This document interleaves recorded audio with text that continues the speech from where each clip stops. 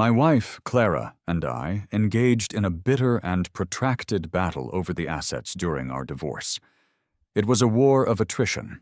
I orchestrated a campaign to tarnish the reputation of her new romantic interest, and in what felt like retaliation, she had someone arrange for my sister's leg to be broken.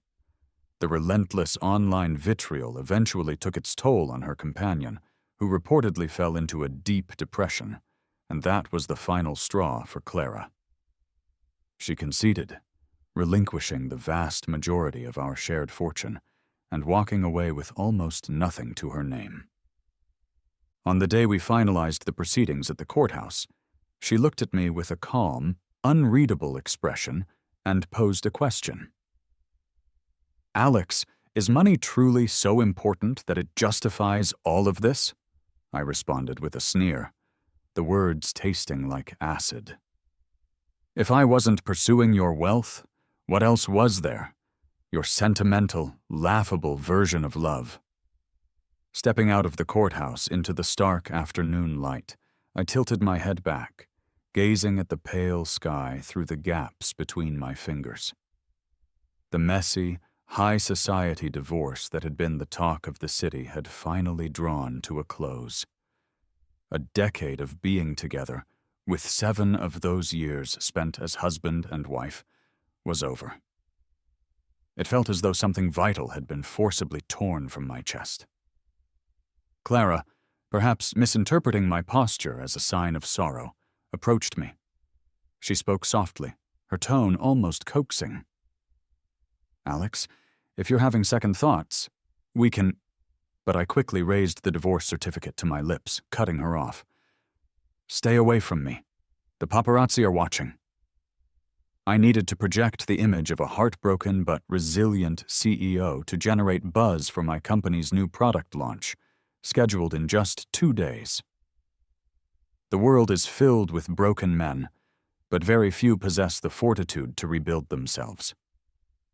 A faint smile touched my lips. I could already envision my name on the Forbes list.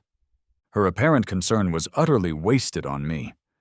She clenched her jaw, her voice tight with frustration. "Alex Hayes, you are completely consumed by money." I didn't afford her the courtesy of a second glance. I carefully tucked the documents into my briefcase and walked to my ostentatiously expensive car. Money provided me with a sense of security, something tangible. What could Clara offer me? The chilling terror of enduring a life-or-death surgery by myself?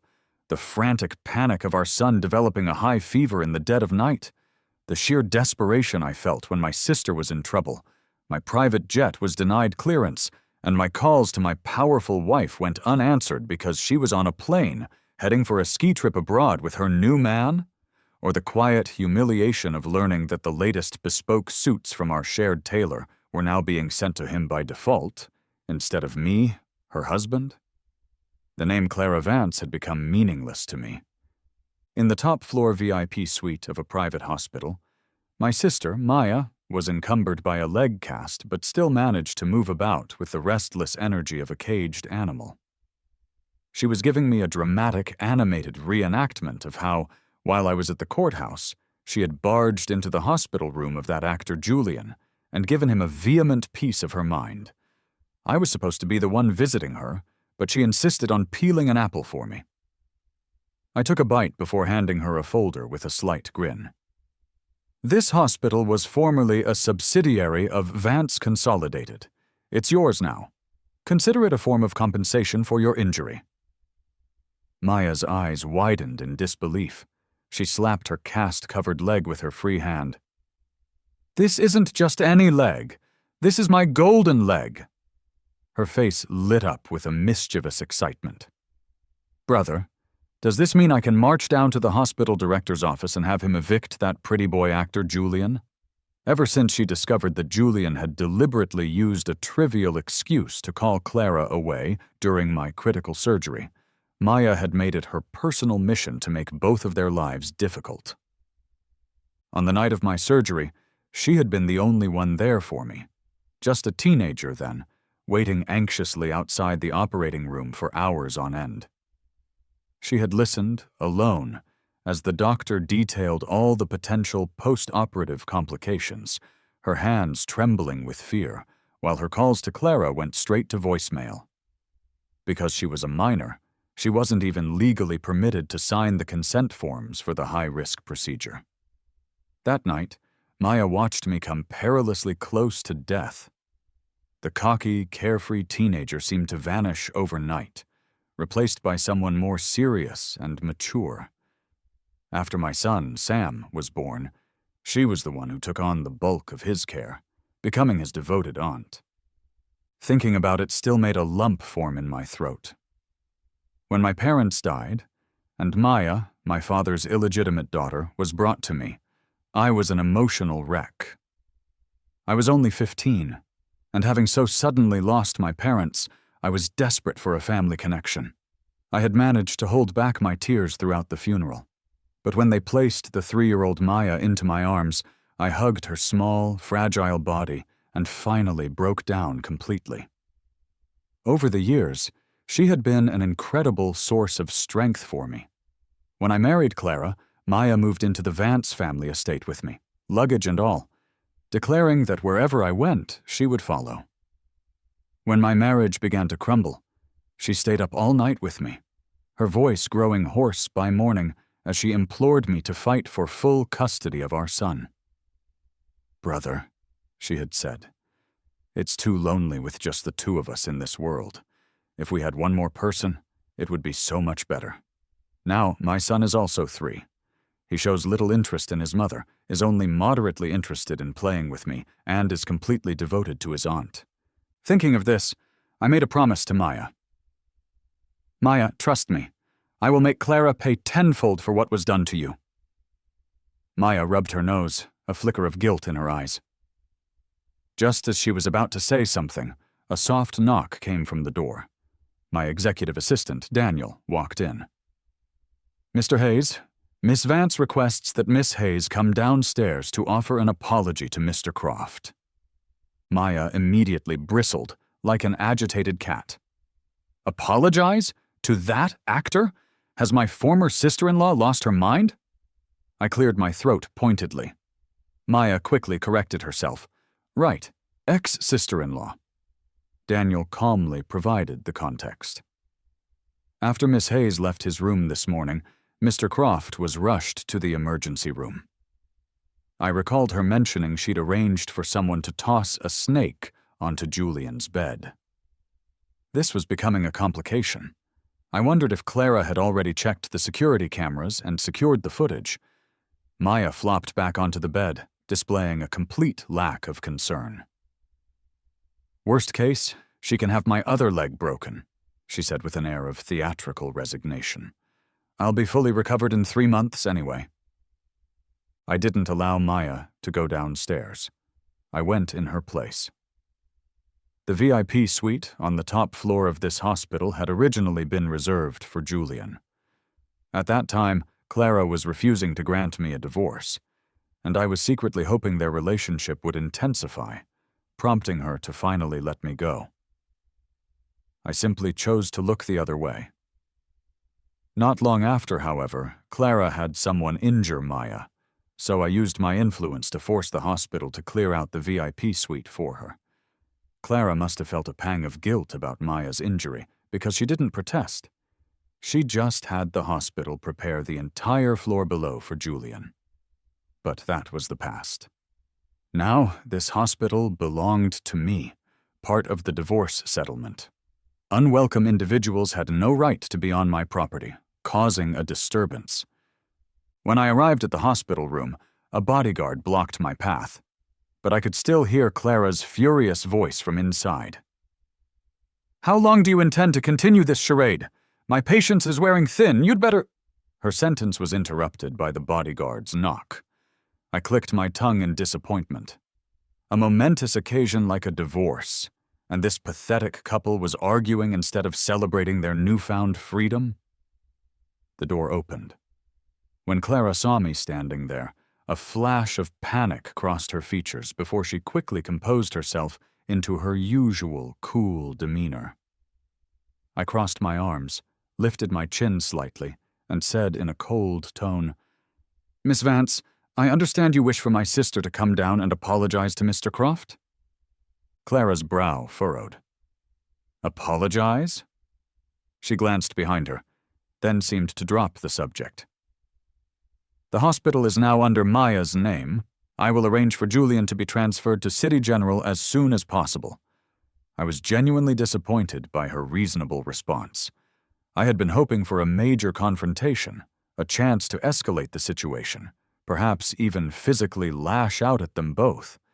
Now that the issue was resolved so anticlimactically, I just shrugged. "Then please see to it quickly, Miss Vance." The frustration in Clara's eyes was almost palpable.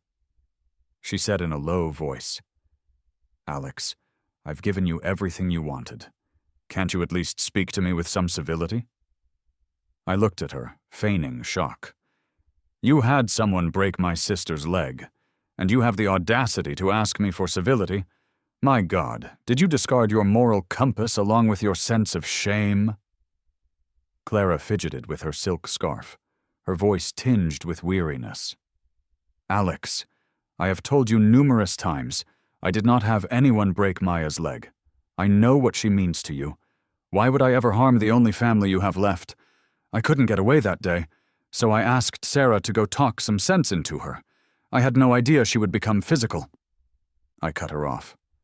"Let me be perfectly clear, Clara. I was willing to tolerate your little plaything for the sake of finalizing the settlement, but you hurt my sister. The moment that happened, I would have given up every last cent to be free of you. Sarah is your best friend. She acted on your behalf. You don't think I would hold you responsible? I'm telling you, this isn't over." Clara said nothing more, just stared at me with her deep, complicated eyes. I turned and left. I used to love Clara. After my parents passed away, Maya and I experienced the full spectrum of human nature, from kindness to cruelty. I trusted no one except for Clara. But she had made a fool of me in front of the entire world. We met during my sophomore year of college. Everyone in the international student community knew the story of the young man who brought his little sister with him to study abroad. I was racing to finish my degree so I could take over the family business, all while managing Maya's daily life and schooling. I was constantly overwhelmed. Clara's arrival felt like a divine intervention.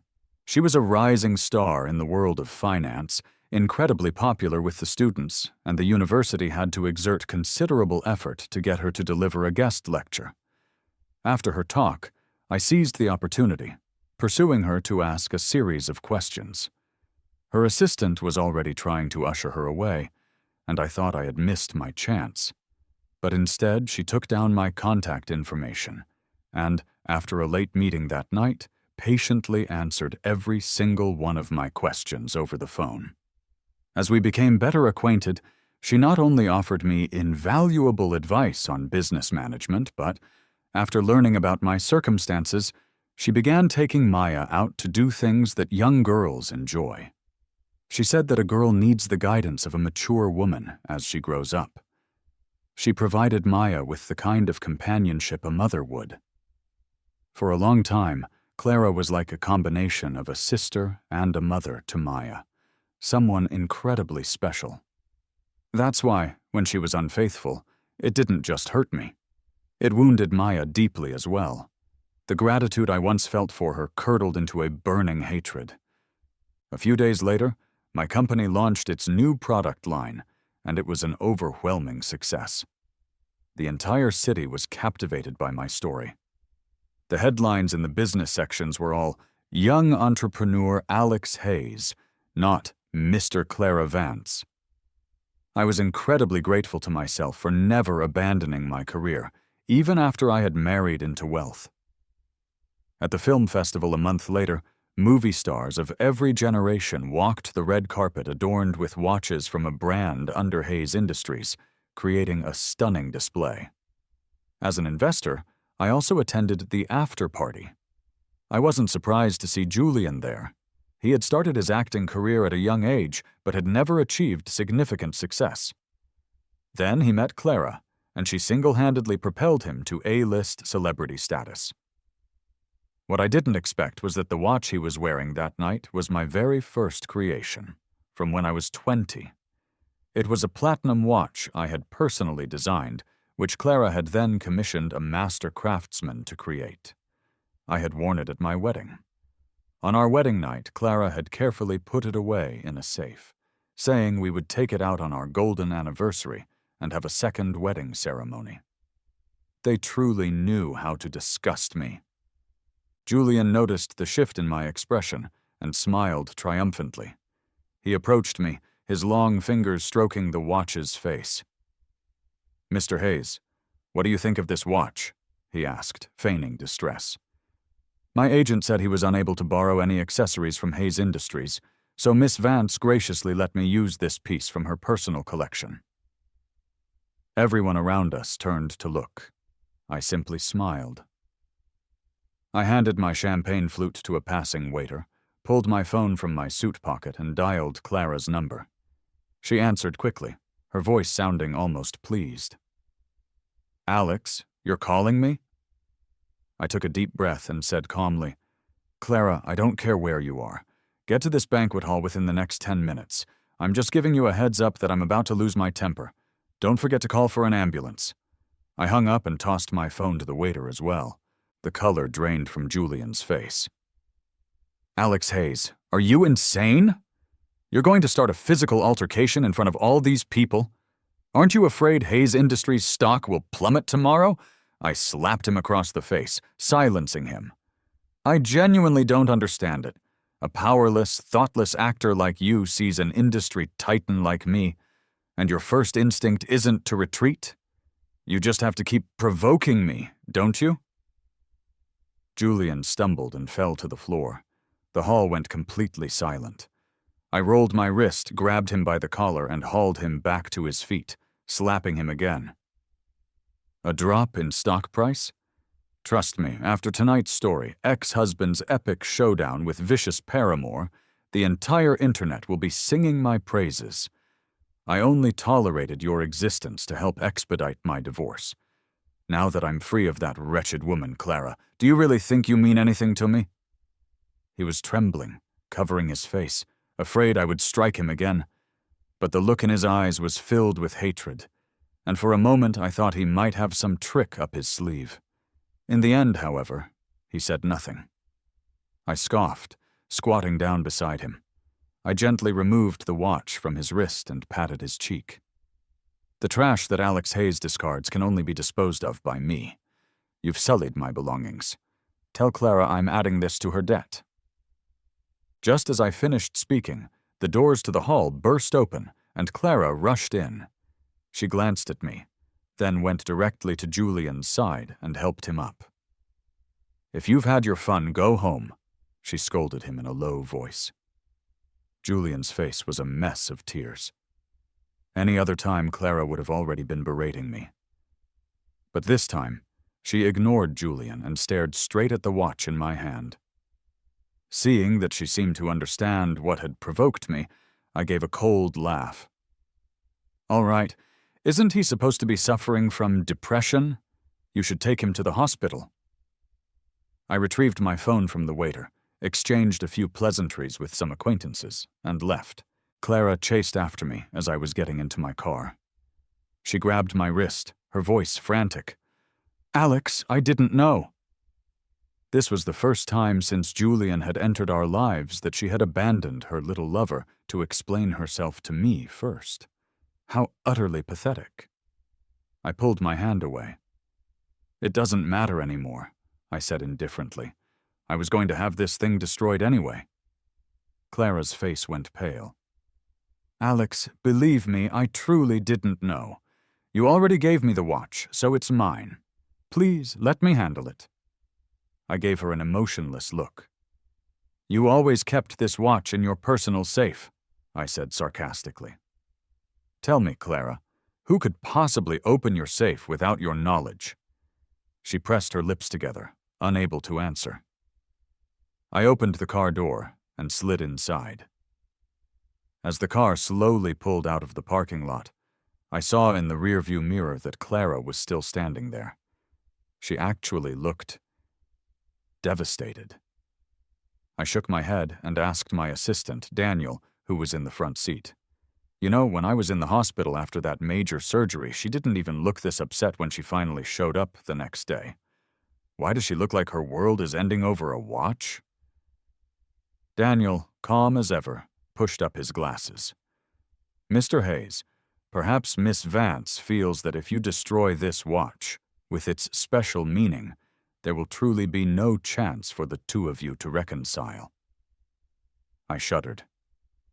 Daniel, I advised kindly, you need to read fewer romance novels. That stuff will rot your brain. I gave the watch to Daniel with instructions to have it destroyed. The next morning, I had our legal team send a letter to Vance Consolidated. Mr. Julian Croft had stolen my watch the previous night. I was demanding $50 million from the CEO of Vance Consolidated as compensation for emotional distress. Our head of legal was baffled. The story had made headlines late last night, and didn't the reports clearly state that the watch belonged to Miss Vance? He probably didn't think we had much of a chance of getting the money. But he didn't ask questions. He just did as he was told.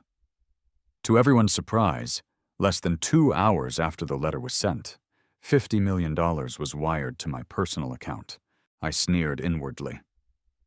3 years ago, Hayes Industries had a severe cash flow crisis.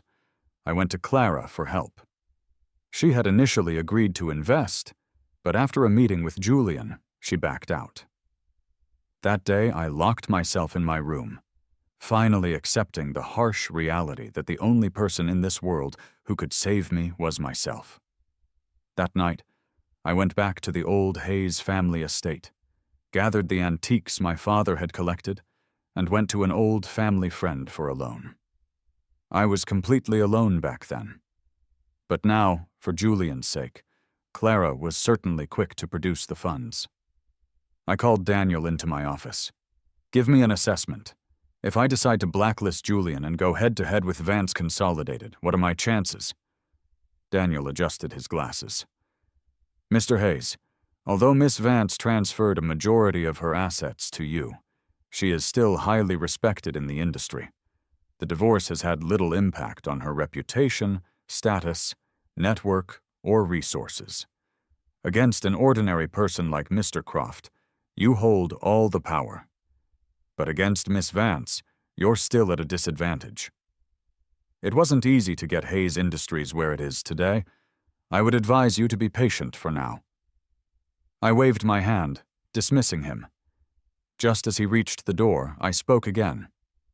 Leak the evidence that Julian forged his psychiatric diagnosis report. That contemptible actor, pretending to have depression.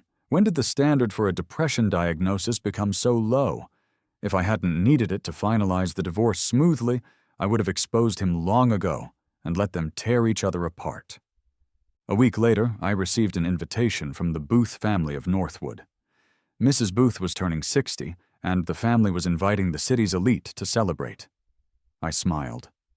After Sarah attacked Maya, Clara must have been worried I would retaliate, because she sent her out of the city that very night. My people searched everywhere she might have gone, but found no trace of her. But now, with her mother's birthday, she was bound to make an appearance. I waved Daniel over. Go find me a baseball bat, one exactly like the one Sarah used on Maya. No gift wrapping. I'm going to deliver it to her personally. A rare flicker of confusion crossed Daniel's usually stoic face. Mr. Hayes, what are you planning to do? He advised cautiously. Sir, my salary only covers my duties as an assistant. Accessory to a crime costs extra. Besides, that bat was a limited edition, signed by a famous player. Even with a broken leg, Miss Hayes was careful to treasure it. I stared at him, my face blank. He immediately put on a professional smile. Of course, Mr. Hayes. Leave it to me.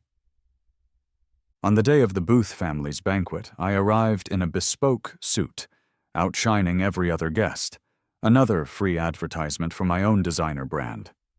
I didn't expect to run into Clara at the entrance. In the twilight, she was a graceful figure in a handmade rose-colored gown, exuding a captivating, mature charm. At least she didn't bring her actor companion today. She probably knew he wouldn't be presentable at an event of this caliber. I couldn't be bothered with her and walked straight into the main house. Because I was planning to cause a scene later, my birthday gift for Mrs. Booth was especially lavish.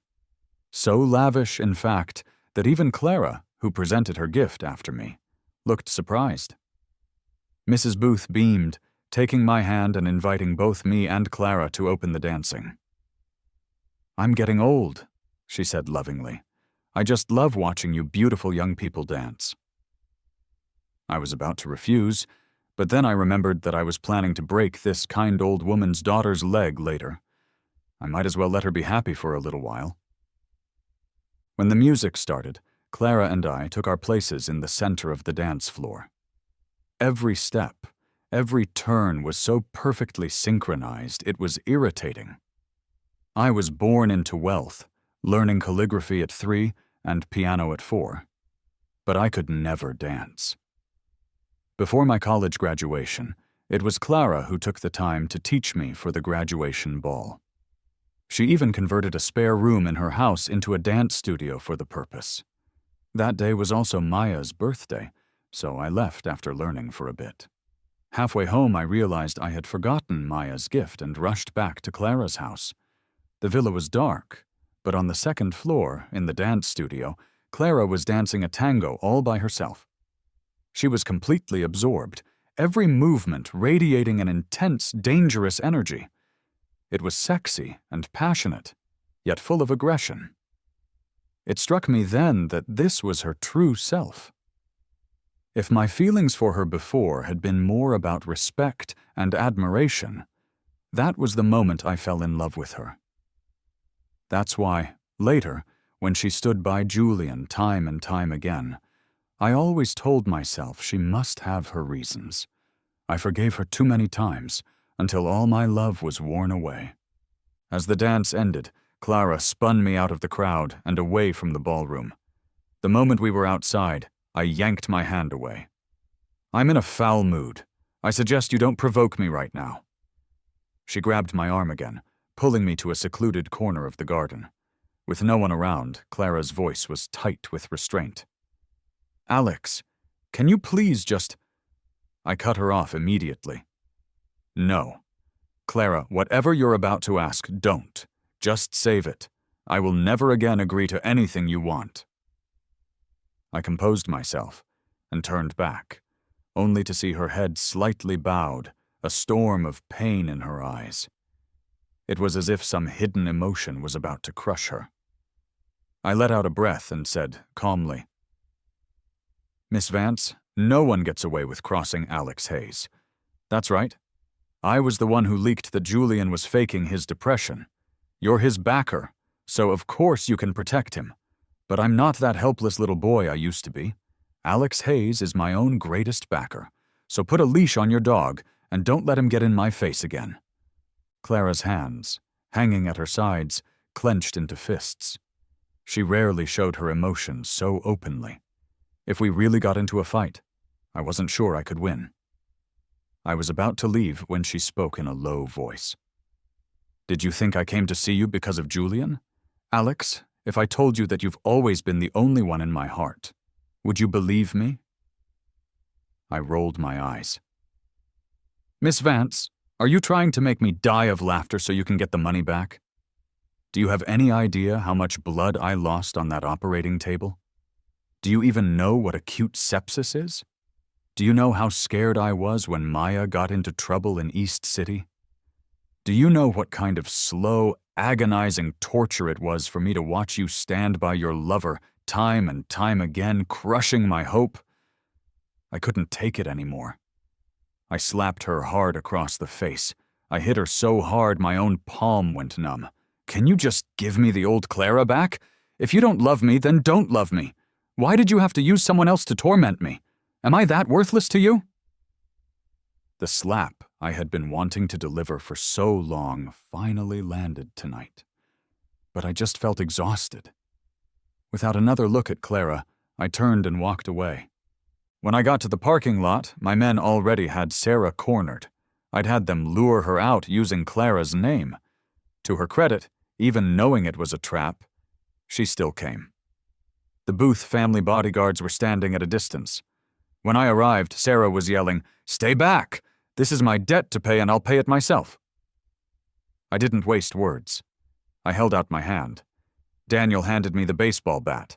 After my earlier outburst, I felt terrifyingly strong. In this world, the nice guys always get taken advantage of. So, I'll be the petty bastard who gets his revenge. Let's see who dares to bully me or the people I care about. I raised the bat, ready to break Sarah's leg. Suddenly, my phone rang. It was Maya's custom ringtone. I tossed the bat to Daniel and answered the phone. Maya's voice was incredibly cautious. "Bro, if I told you that my broken leg was actually my fault, would you be mad at me?" I kept my face stern and didn't say anything.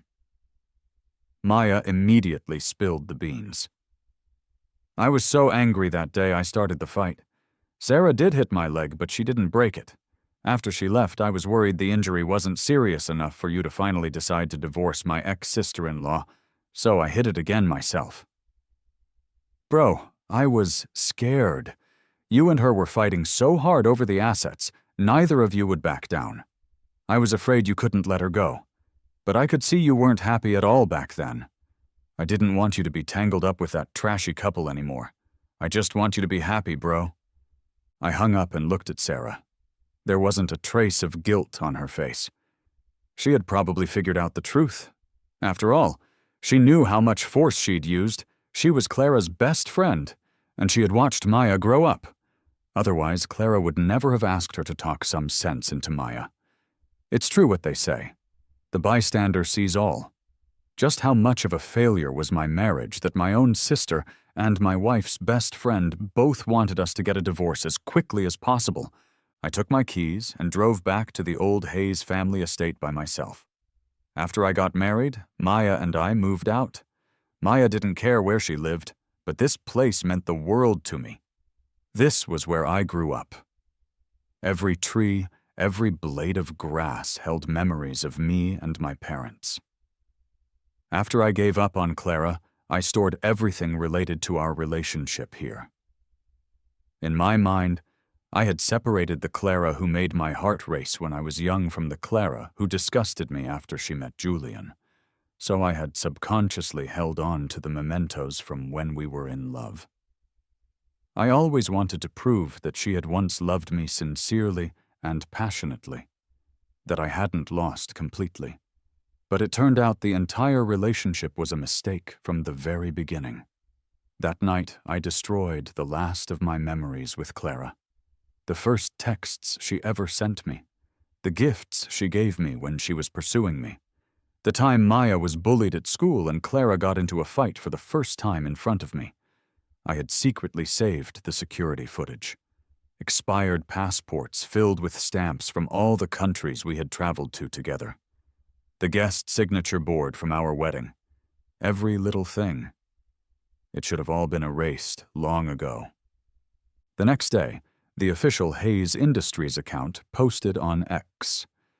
Hayes Industries CEO Alex Hayes and Miss Clara Vance have divorced amicably.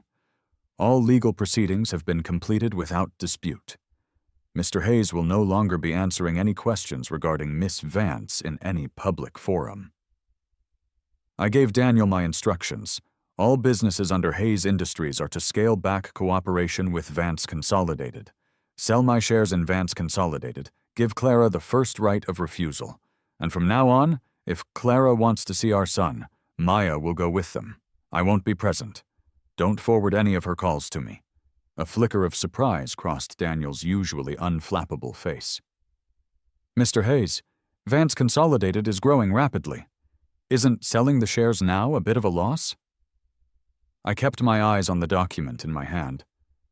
It is a bit of a loss. In that case, we'll cancel your bonus this month, Daniel. That should help cover it.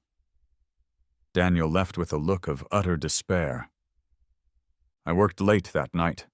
When I got down to the parking garage, I saw a top-of-the-line supercar parked next to my luxury sedan.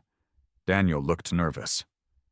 "Mr. Hayes, I told security not to let Miss Vance's car in, but she drove a different car today. This one wasn't registered." I shot him a glare. Clara got out of the supercar. She was wearing a sharp pantsuit, a weary look on her face.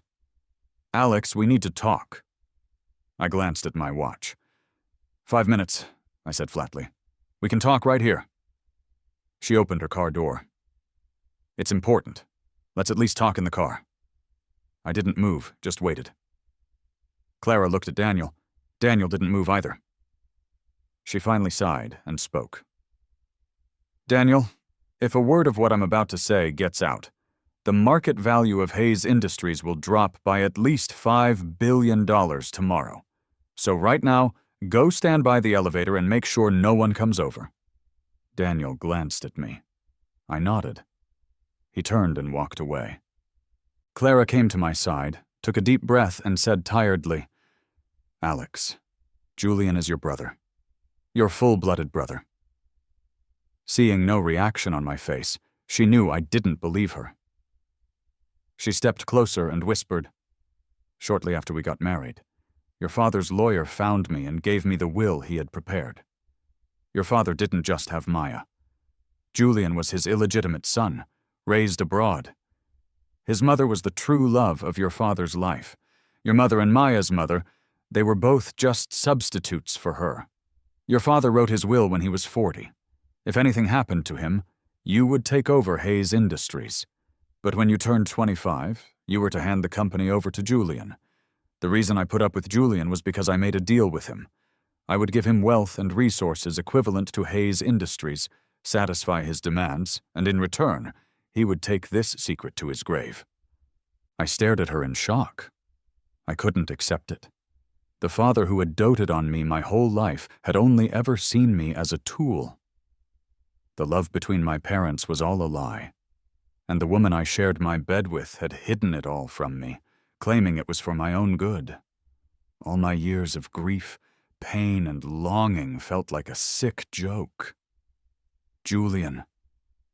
Even his name showed that he was born with his parents' love and hope. I grabbed the front of Clara's jacket, my voice shaking. "If you were going to hide it, why not hide it from me forever? If you made a deal, why did you have to tell me?" She closed her eyes, her voice filled with pain. "Because I knew you were cutting me off for good. Alex, I know what your parents mean to you. They died when you were at your happiest. And Hayes Industries is the last thing they left you. I wanted to protect that last sacred piece of your heart. But I love you, Alex. I had already secured all the documents from the will. I was about to send Julian to live abroad permanently. If you had just waited a little longer, I could have won you back. But you were giving up on me completely. Alex, if the price of keeping this secret was losing you forever, I'd rather reveal everything." She took my hand and pressed it against her abdomen. "Remember when you had your surgery, and I said I was on a business trip? When I found out how serious it was, I was so devastated I stabbed myself. I was in a coma in the hospital that whole time." I pushed her away, stumbling back as if I'd been burned. Clara looked at me steadily and continued, "That time Hayes Industries needed an infusion of cash. I did promise Julian I wouldn't help you, but I traded that plot of land on the west side for your father's old friend, Mr. Peterson, to help you instead.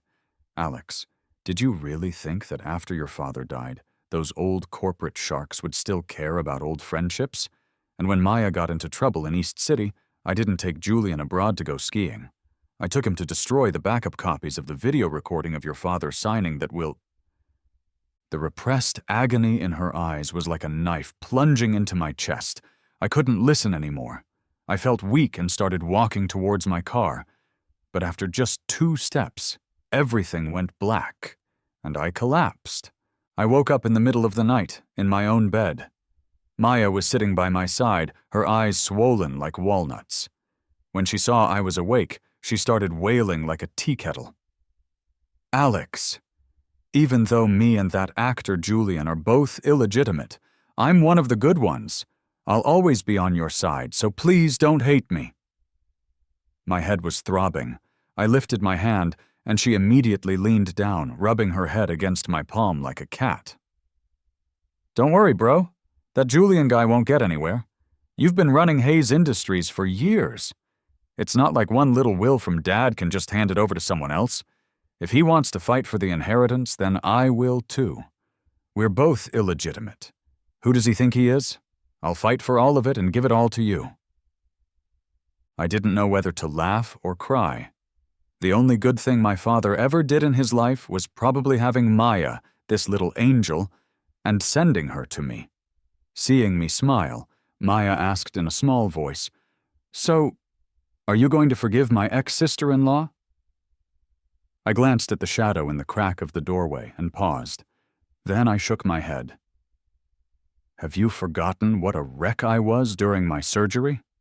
It took me so long to piece myself back together, bone by painful bone, and learn how to save myself. It was hell. I don't want to walk that road again. Everyone has to face the consequences of their choices. She hid the truth to protect me, but she hurt me by hiding it. No matter what her reasons were, my pain and my breakdown were real. I cannot blame her. I can even be grateful. But I can't trust her again." Maya rubbed her nose and fell silent. The shadow outside the door, Clara, didn't come in. 3 months later, Sophia still hadn't managed to send Leo abroad. However, I gathered evidence of his tax evasion and sent him to prison first. Like I said, no one gets away with crossing Alex Hayes. Julian had used his leverage over Clara to provoke me again and again, both during and after my marriage. He should have been prepared to face my revenge. This time, Clara didn't help him pay off his tax debt, nor did she bail him out. During this period, she seemed to have completely checked out of her responsibilities. Everyone was waiting for her to make back the fortune she'd given me tenfold. What they got instead was a hands-on mom who took her son on trips everywhere, and a clueless benefactor who kept throwing projects at Hayes Industries. Another 6 months passed, and Maya couldn't take it anymore. She came to me to complain. "My ex-sister-in-law has seriously lost it. My club at school was organizing a team-building trip, and somehow she found out and sponsored us for $1 million. And when I was in a dance competition, she actually showed up to cheer me on. Bro, do you get it? She's the CEO of Vance Consolidated, a legend in the financial world. And she was sitting in the front row smiling and chanting, 'Go Maya, you're number one,' with all the guys from my class. I wanted to die of embarrassment right there." I pictured the scene and laughed so hard my face mask cracked. I knew what she was doing. She was trying to win over everyone in my life. She even gave Daniel a supercar for his wedding. Now, whenever Daniel mentions Miss Vance, his eyes hold a look of unspoken longing. I'm kind of starting to ship them. That night, as I lay in bed, Clara messaged me again from a new number. I'd lost count of how many numbers I'd blocked. This time, however, she didn't just say good night. She wrote, "Alex, one day I will have atoned for all my mistakes. I hope you can wait for me where you are. The day I can finally face you with my head held high, I will run to you with everything I have." I stared at the ambient lighting on the ceiling and blocked her new number. Perhaps all endings are written long before they arrive. Alex Hayes was never anyone's first choice. But Alex Hayes will love himself. From now on, I will live only for myself.